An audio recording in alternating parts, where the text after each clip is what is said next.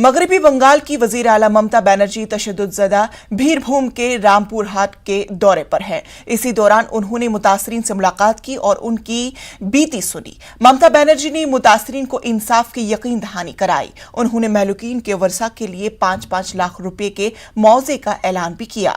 इस मौके पर उन्होंने पुलिस और इंतजामिया के आला अफसरान को मुतासरीन की हर मुमकिन मदद की हिदायत भी दी।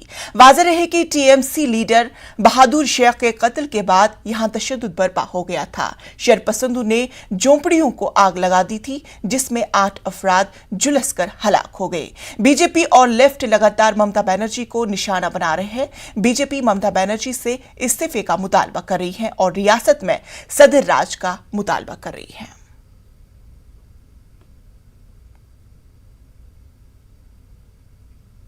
शिवसेना के लीडर संजय रावत ने भीरभूम तशद्दुद पर रद्द अमल जाहिर करते हुए कहा कि जिन रियासतों में बीजेपी इख्तिदार में नहीं है, वहां गवर्नर राज और ईडी का गलत इस्तेमाल कर रही है।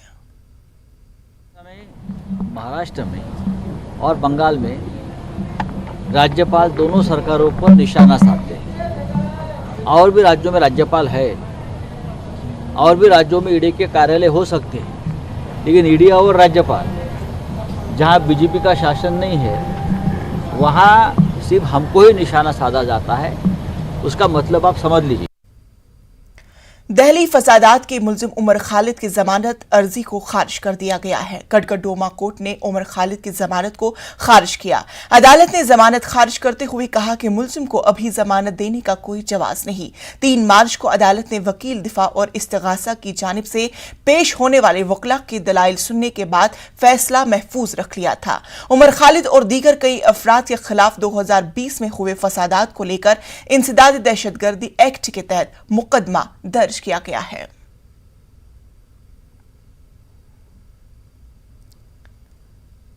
हिजाब मामले पर सुप्रीम कोर्ट ने फौरी समाअत से इनकार कर दिया। सुप्रीम कोर्ट ने कहा है कि अर्जी गुजार मामले को सनसनीखेज न बनाएं। एडवोकेट देवत कामत ने हिजाब मामले पर जल्द समाअत की मांग की थी और कहा था कि कर्नाटक में 28 मार्च से इम्तिहान शुरू होने वाले हैं। कर्नाटक हाईकोर्ट ने फैसले को सुप्रीम कोर्ट में चैलेंज किया। कर्नाटक हाईकोर्ट ने स्कूल और कॉलेज में हिजाब पर पाबंदी के फैसले को सही करार दिया और कहा था कि हिजाब मजहब इस्लाम का लाजमी जुज़ नहीं।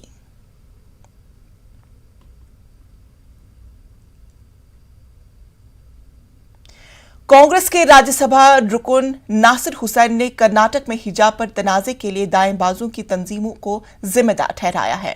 उन्होंने तालिबात के इम्तिहानात को मद्देनजर रखते हुए हुकूमत से नरमी की अपील की है। सर, हिजाब मामले को लेकर जल्द सुनवाई पे सुप्रीम कोर्ट ने इनकार कर दिया गया और यह भी कहा गया कि इस मामले को सेंसिटाइज नहीं करना चाहिए। देखिए, पता नहीं कौन गए थे कोर्ट में।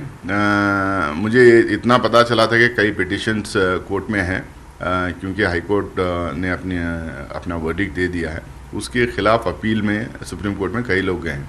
आज क्या सुनवाई हुई और क्या वर्डिक्ट है इसका मुझे पता नहीं, लेकिन इतना ये है कि जो ये इस इशू को आउट ऑफ प्रोपोर्शन ब्लो किया गया। बहुत छोटा सा एक इशू था, कॉलेज के लेवल पे जो है उसको निपटा देना चाहिए था।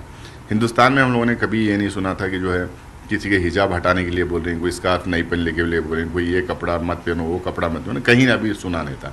एक कॉलेज में कहीं मसला हो गया होगा, उसको वहीं पे सल्टा देना चाहिए था। लेकिन कुछ राइट विंग एलिमेंट्स वहाँ पे भी हैं कोस्टल कर्नाटका में, और मेजॉरिटी पार्टीज़ के तरफ से भी जो कुछ हैं, वीएचपी, बजरंग दल जैसे पार्टियां भी इसमें कूद पड़े, इसको सेंसिटाइज किए, इसको पोलराइज किए। अब नतीजा ये है कि जो है पूरे हिंदुस्तान में हिजाब के बारे में डिस्कशन हुआ।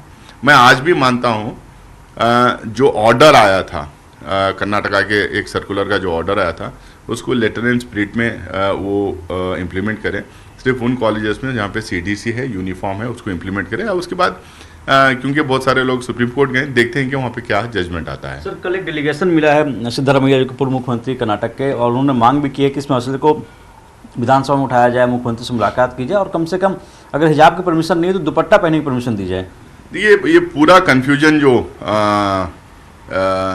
कोर्ट में भी चला था और बाहर भी जो कन्फ्यूजन रहा है कि हिजाब का मतलब क्या। एक्चुअली हिजाब का मतलब पूरा बुरखे की बात होती है, लेकिन जो लड़कियां मांग कर रहे थे कि वो उसी कलर का यूनिफॉर्म, जिस कलर का यूनिफॉर्म है उसी कलर का दुपट्टा अपने सर पे बांधने का परमिशन मांग रहे थे। मुझे नहीं लगता था कि इसमें कोई बहुत बड़ी दिक्कत है इसमें, क्योंकि स्कार्फ तो बहुत सारे लोग पहनते ही हैं। लेकिन वो जो सर्कुलर जो आया था, वो सर्कुलर में इतना एकदम साफ था, सरकार का जो सर्कुलर था उसमें एकदम साफ था कि उन इंस्टीट्यूशंस में जहाँ पे CDC है और यूनिफॉर्म है, सिर्फ वहाँ पे सर्कुलर लागू किया जाएगा, वहाँ पे यूनिफॉर्म पहनना पड़ेगा। और इसको सरकार और अपोजिशन पार्टीज यानी तो पेरेंट्स और स्कूल के अथॉरिटीज़ बैठ के उसको सॉर्ट आउट कर सकते थे। अब जब कर्नाटका का हाईकोर्ट ये कहा कि सर्कुलर में कोई बुराई नहीं, उसको रहना चाहिए। अब सर्कुलर में ही अगर सर्कुलर में जो बोला गया वही रहना है, तो इसका ये मतलब है जहाँ पे CDC नहीं है और जहाँ पे यूनिफॉर्म नहीं है वहाँ पे लोग अपना स्कार्फ ऑफ बन के जा सकते हैं, दुपट्टा पहन के जा सकते हैं। इसके अलावा भी जो है सर्कुलर के बाहर भी बहुत सारा चीज़ों को डिस्कस करने का और अकोमोडेट करने का और मॉडिफाई करने का उसको स्कोप है, अगर सरकार वहाँ पे चाहे तो। हिजाब के मसले पर कर्नाटक के अमीर शरीयत मौलाना सगीर अहमद रिशादी और रियासत के अपोजिशन लीडर सदारामा के दरमियान कल रात अहम मीटिंग हुई। बंगलुरु के दारुल उलूम सबीरुर रिशाद में हुई इस मीटिंग में इम्तिहानात के दौरान मुस्लिम लड़कियों के लिए किसी भी तरह की रुकावट पैदा न हो, इस पर तबादुले ख्याल किया गया। अमीर शरीयत मौलाना सगीर अहमद रिशादी ने कहा कि हुकूमत मुस्लिम तालिबात को कम अज कम दुपट्टा ओढ़ने की इजाजत मिलनी चाहिए। अमीर शरीयत ने सदारामा से दरख्वास्त की कि वो इस मामले को असेंबली के इजलास में उठाए। रियासत में 28 मार्च से 10वीं जमात के सालाना इम्तिहानात का आगाज हो रहा है। कई मुस्लिम लड़कियां हिजाब पर पाबंदी की वजह से कॉलेजों को नहीं जा रही हैं। हाईकोर्ट का फैसला आने के बाद हिजाब का मामला सुप्रीम कोर्ट के सामने है, लिहाजा कम से कम इम्तिहानात के लिए सर पर पल्लू या दुपट्टा ओढ़ने की इजाजत दी जाए। इस अहम मुलाकात में मुस्लिम अरकान असेंबली और बंगलुरु के नुमाइंदा उलमाए किराम मौजूद थे।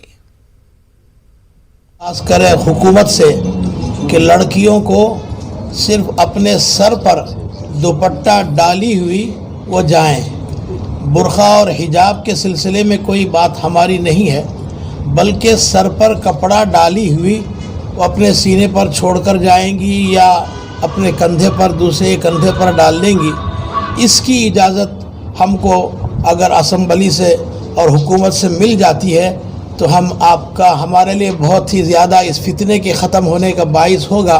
कि असेंबली में रेस करके औरत बच्चों को जो दुपट्टा जो बोलते हैं, जो यूनिफॉर्म कोड जो होता है, जो दुपट्टा होता है, वो सर पे ओढ़ के जाने के लिए परमिशन एटलीस्ट वो तो भी जरूर सुप्रीम कोर्ट का आदेश आने तक करके सिद्धरामैया से गुजारिश की है। तो सिद्धरामैया साहब ने वादा किया है कल हम लोग असेंबली में रेस करेंगे, उसके साथ साथ में मुख्यमंत्री को और एजुकेशन मिनिस्टर को बात करके ये जो मसला है वो हल करने की कोशिश करेंगे। एटलीस्ट सिर पे दुपट्टा डालने के लिए परमिशन देना चाहिए, जिससे हमारे बच्चे एग्जाम्स सुकून के साथ लिख सकता है। और थोड़े बच्चे नहीं लिखते, मैं नहीं है तो करके भी ये कर रहे, और हमारे बच्चों का फ्यूचर है, इस देश का भी फ्यूचर है उनके साथ।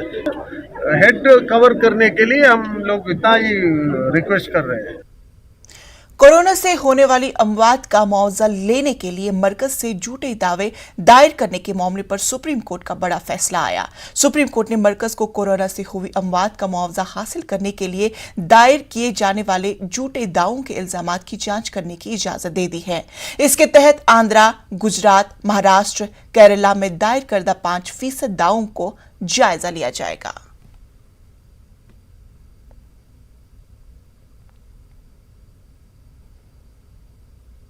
कर्नाटक के साहिली इलाकों में होने वाले मेलों में मुस्लिम ताजरों के बाइकॉट को कर्नाटक वक्फ बोर्ड के चेयरमैन मौलाना NK मोहम्मद सैफी ने संगीन मामला करार दिया है। मौलाना NK मोहम्मद सैफी के मुताबिक मुल्क के भाईचारे को बनाए रखने के लिए इस तरह के इक़दामात से गुरेज करना चाहिए। साहिली शहर मंगलुरु के 2 मंदिर, मंगला देवी मंदिर और बप्पा नाडु दुर्गा परमेश्वरी मंदिर के सालाना मेलों में मुस्लिम ताजरों को दुकानें लगाने की इजाजत नहीं दी गई है। वाज़ेह रहे कि हिजाब पर कर्नाटक हाईकोर्ट के फैसले की मुखालफत के बाद मुबैना तौर पर हिंदू तंजीमों के दबाव में मंदिर कमेटियों ने यह फैसला लिया है। ये तो नहीं होना चाहिए। हिंदू मुस्लिम भाईचारा और एक कम्युनल हो माने बहुत इम्पोर्टेंट चीज़ है। ये कर्नाटक में तो ये हिजाब के बाद हिंदू मुसलमानों के ज़रा डिफरेंसेस भी आ रहे हैं, इसलिए हमें वो नहीं होना चाहिए था। कुछ जगह पे हो रहे, इसको मैं सुबह से अभी तो मीडिया से, कर्नाटक का मीडिया से ये अपील कर रहा था, मुतालबा कर रहा था पूरे, और ये अमन और सुकून अहम चीज़ है, इसलिए हिंदू मुसलमानों का एक ब्रदरहुड, एक भाईचारा बहुत इम्पोर्टेंट है।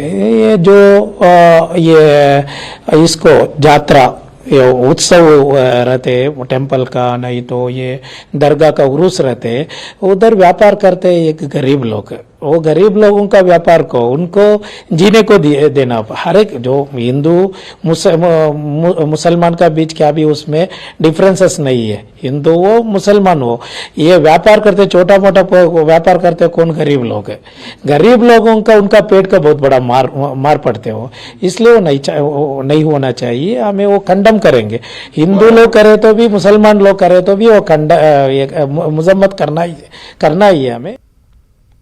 कर्नाटक के साहिली इलाकों में होने वाले मेलों में मुस्लिम ताजिरों के बाइकॉट को शिवसेना ने अफसोसनाक करार दिया है। शिवसेना के सीनियर लीडर संजय रावत के मुताबिक सियासी मुफाद के लिए इस तरह के इक़दामात मुल्क को तकसीम की तरफ ले जाएंगे।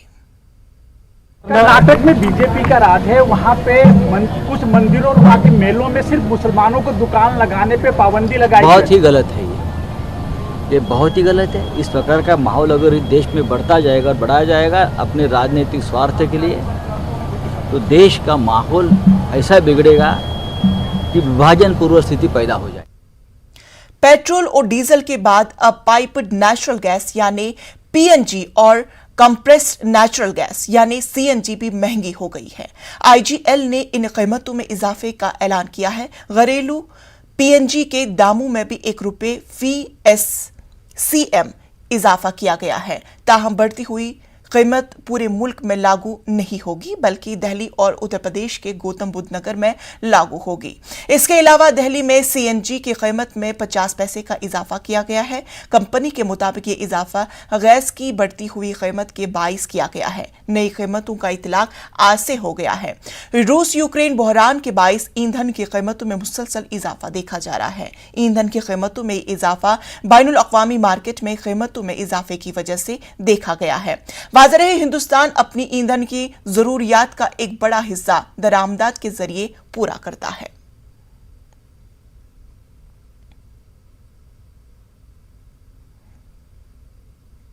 ईंधन की कीमतों में इजाफा करके मोदी हुकूमत गरीबों की जिंदगी से खेल रही है। राज्यसभा में अपोजिशन लीडर मल्लिकार्जुन खड़गे ने मोदी हुकूमत को तनकीद का निशाना बनाया है।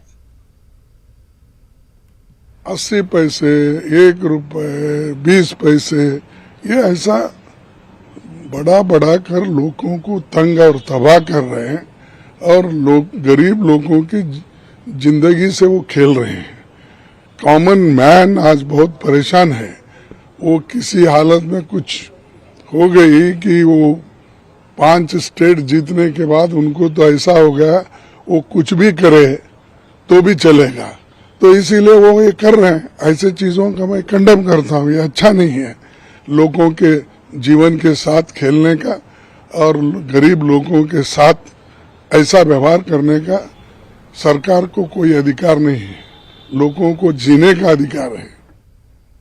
हैदराबाद में महंगाई के खिलाफ बड़ा मुजाहिरा हुआ। हुक्मरान जमात टीआरएस की एमएलए सड़कों पर उतरे और अपनी पार्टी के लीडरों के साथ मिलकर एहतजाज किया। उन्होंने एलपीजी का दाम बढ़ाने के खिलाफ मुजाहिरा किया और ईंधन की कीमतें बढ़ाने की जमकर मुखालफत की। बीजेपी सरकार का रवैया ऐसा है, जब इलेक्शन है तो तब जुमला देते हैं, इलेक्शन नहीं है तो सभी लोगों पे हमला करते हैं। हमारा ऐसा एटीट्यूड नहीं है। इलेक्शन हो इलेक्शन ना हो, हम एक ही बात बोलते हैं। हमने पहले भी यही कहा है, आज भी यही कहेंगे। हम हमारे रैयत के साथ है। अभी बीजेपी का सरकार जो केंद्र में है वो रैयत के साथ है नहीं, तेलंगाना फार्मर्स के साथ है नहीं। उनको डिसाइड करना है, हमें नहीं करना है। ये सरकार ऐसा है, या तो एयरप्लेन मोड पे चलते हैं प्रधानमंत्री जी, या तो इलेक्शन मोड पे चलते हैं। लेकिन हम हमेशा पीपल मोड में, डेवलपमेंट मोड में चलने वाले सरकार है, तो हम हमारे समस्या बराबर उठाएंगे। और हमारे सीएम साहब को, हमारे लीडर साहब को झूठ बोलने का कोई अवसर नहीं है। पिछले 6 महीने से लगातार ये केंद्र सरकार से हमारी सरकार की बात हो रही है। आज तक हमें आश्वासन नहीं मिला है कि समर्थन आप खरीदेंगे नहीं खरीदेंगे। अभी अप्रैल फर्स्ट वीक से हमारे यहाँ मोर देन 45 लाख टन का अनाज आने वाला है। ये अनाज सारा हम कहाँ रखेंगे? अभी प्रोटेस्ट नहीं करेंगे तो सरकार कहाँ सुनने वाली है? आपने देखा है ये सरकार प्रोटेस्ट के अलावा किसी भाषा को समझती नहीं है। जब पंजाब में फार्मर ने 1 साल प्रोटेस्ट किया, इनको फार्म लॉस वापस लेने पड़ा, तो उन्हीं के इंस्पिरेशन से आज तेलंगाना में भी फार्मर जो है प्रोटेस्ट कर रहे हैं। हमारा सिंपल सा डिमांड है, पंजाब को एक नीति, तेलंगाना को एक नीति नहीं होनी चाहिए। पंजाब को जो नीति है तेलंगाना में भी अप्लाई करना चाहिए। पंजाब में 100% पैडी प्रोक्योरमेंट है तो तेलंगाना में भी होना चाहिए। डेफिनेटली होगा, प्रोटेस्ट कंटिन्यू होगा। रसोई गैस की कीमतों में इजाफे के खिलाफ मुख्तलिफ शहरों में अपोजिशन का एहतजाज जारी है। आज पुणे में एनसीपी कारकुनान ने सड़क पर एहतजाज किया। एनसीपी की खवातीन कारकुनान ने सड़क पर लकड़ियों से चूल्हे जलाकर इस पर रोटियां बनाकर एहतजाज किया। इस मौके पर मरकजी हुकूमत के खिलाफ नारे लगाए गए और एलपीजी की कीमतों में कमी का मुतालबा किया गया। मतदाताओं को इतना पागल मत समझो मोदी जी, ये जनता है, ये पब्लिक है, ये सब जानती है। एक दिन इतना आपको चिढ़के जनता दूर फेंकेगी कि आप यकीन भी नहीं करोगे। और जो इलेक्शन होने के बाद फिर पिक्चर, एक पिक्चर ने के फिर हिंदू मुस्लिम वाद, ये सब खोखलापन बंद करो। ये देश की जनता है जो रो रही है, रास्ते पर आकर अपना खाना बना रही है, इसे कुछ तो समझ लो। ये आगे वाले जो पीरियड है उसका जनता की तरफ से आपको ये इशारा है। हमें जो विजय प्राप्त हुआ उसके बाद गैस सिलेंडर और पेट्रोल डीजल के रेटों में इजाफा किया है। गैस सिलेंडर का रेट 50 रुपए से बढ़ गया और उसी के साथ गए 3 दिन से पेट्रोल और गैस के डीजल के दौरान जो रेट्स है वो हर रोज 1 रुपए से बढ़ रहे हैं। इसलिए आज हम लोग चूल्हे के ऊपर यहाँ पे रोटी बना रहे हैं। उसी के साथ गैस सिलेंडर ने आज फांसी ली है। मुझे ऐसा लगता है कि नरेंद्र मोदी सरकार हर चुनाव जीतने के लिए चुनाव आने के पहले 5-10 रुपए कम करती है और चुनाव जीतने के बाद 50 रुपए और 100 रुपए से ये सारे रेट्स बढ़ाए। वक्त हुआ छोटे से वक्फे का। बने रहिए न्यूज़ 18 उर्दू के साथ।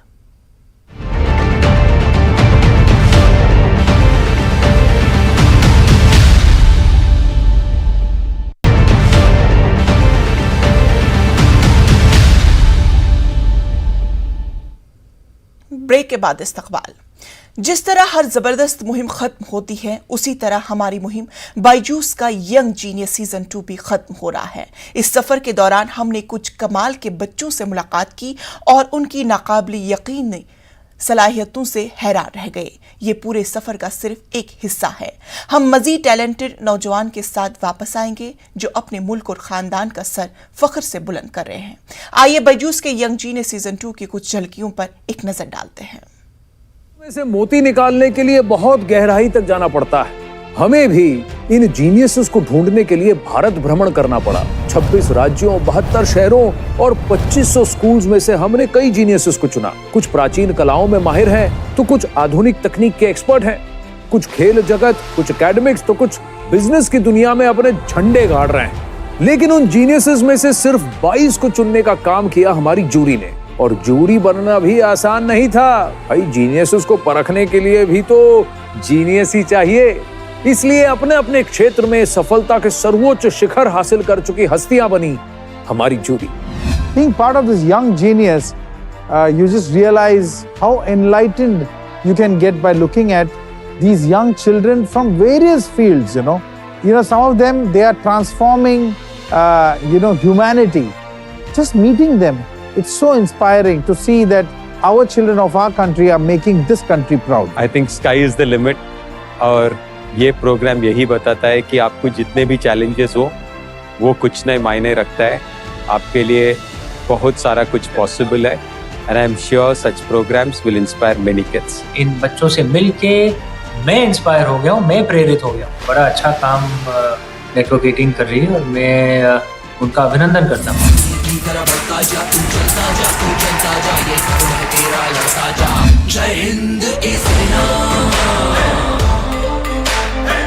इन नन्हे परिंदों की इतनी ऊंची उड़ान है, सिर्फ धरती ही नहीं खुद आसमां भी हैरान है। जूरी का सिलेक्शन बिल्कुल सही था। इतनी छोटी सी उम्र में इनकी उपलब्धियां देखकर सिर्फ मैं ही नहीं पूरा देश हक्का बक्का रह गया था। जाने कितने ही नेशनल और इंटरनेशनल अवार्ड्स पर और प्लेटफॉर्म्स पर अपना नाम दर्ज करवा चुके हैं हमारे यंग जीनियस।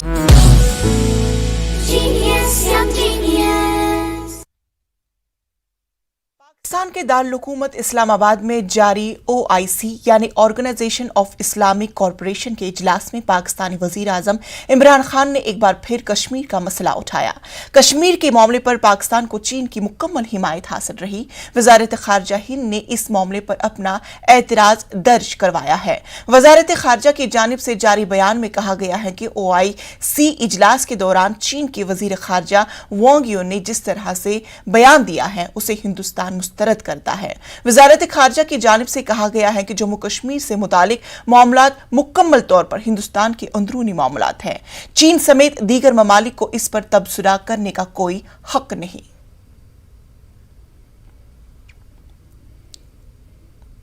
रूस और यूक्रेन जंग आज 29वां दिन है। जंग को रोकने और रूस पर दबाव बनाने की अमेरिका समेत दुनिया भर के ममालिक की कोशिशें नाकाम नजर आ रही हैं।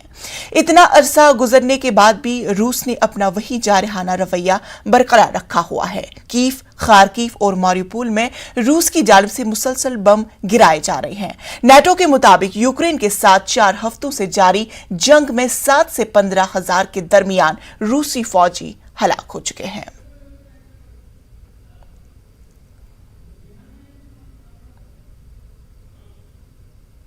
रूस और यूक्रेन जंग को रोकने के लिए बैनुल अक़वामी सतह पर कोशिशों की जा रही है, ताहम अब तक इसमें कामयाबी नहीं मिल सकी।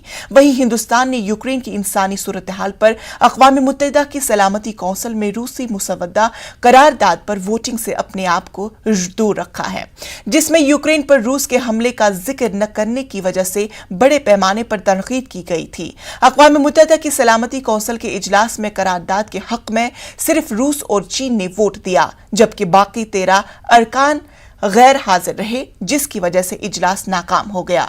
मगरबी ममालिक की तरह हिंदुस्तान और मुत्तहिद अरब अमारात ने भी वोटिंग में हिस्सा नहीं लिया। Те страны, которые поддержали и коспонсировали эту резолюцию. Состоявшееся голосование вывело на чистую воду всех тех, кого политизация гуманитарного досье важнее содействия ООН в оказании гуманитарной помощи нуждающимся украинцам. Мы слышали сегодня из уст некоторых делегаций, в частности делегации США, что они не хотят принимать никакого участия в резолюции, которую предложила Россия. Ну что же вы тогда в таком случае проголосовали, воздержались по этой резолюции? Голосовали бы против? Мы же прекрасно понимаем, каковы истинные мотивы вашего воздержания. जंगज़दा यूक्रेन में मेडिकल की तालीम हासिल कर रहे तलबा वतन वापसी के बाद अपने मुस्तकबिल को लेकर काफी फिक्रमंद है। तलबा के साथ साथ उनके सरपरस्तों में भी बेचैनी देखी जा रही है। ऐसे में तलबा ने हुकूमत हिंद से उनकी तालीम का इंतजाम करने का मुतालबा किया।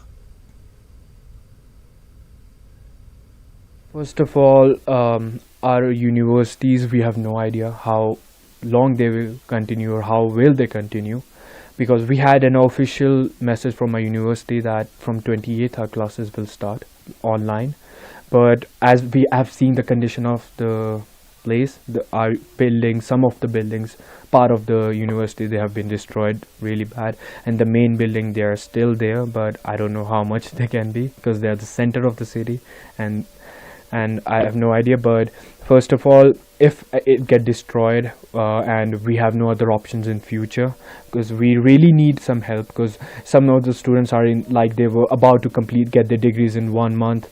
It takes 6 years for them to complete their degree in Ukraine, and some of the students have already completed 5 years.